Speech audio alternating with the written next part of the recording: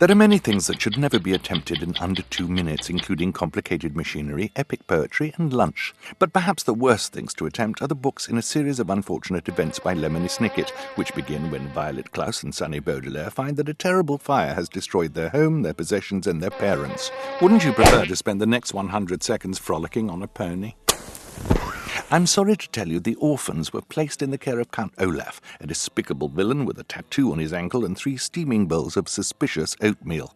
Barely escaping, the Baudelaires were sent to live in a house where lethal snakes were the creatures least likely to harm them, for, like the hurricane of man-eating leeches that came next, Count Olaf would stop at nothing.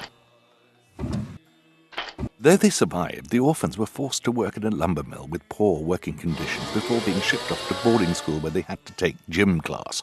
There are several good reasons to change into ill-fitting clothing and work up a sweat while someone is whistling at you, but gym class is not one of them. In fact, the phrase physical education, like the phrases frozen fish, fashion statement, or salad bar, takes one perfectly pleasant word and then spoils everything by placing it alongside a distinctly unpleasant one.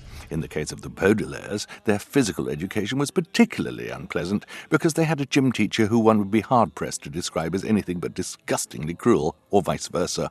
Hard-pressed is an expression which here might refer to children squeezed into the trunk of Olaf's car, leaving less than 30 seconds for the next 7 books. The Baudelaires were pushed down a dark hole, unjustly accused, thrown in jail, chased by an angry mob, subjected to unnecessary procedures not covered by medical insurance, exploited in a freak show, dangled before hungry lions, held hostage, left for dead, attacked by insects, almost frozen, nearly drowned, terribly poisoned, given an unsafe taxi ride, and dressed as monkeys, or possibly concierges. Finally, there was a fire far more terrible than the first.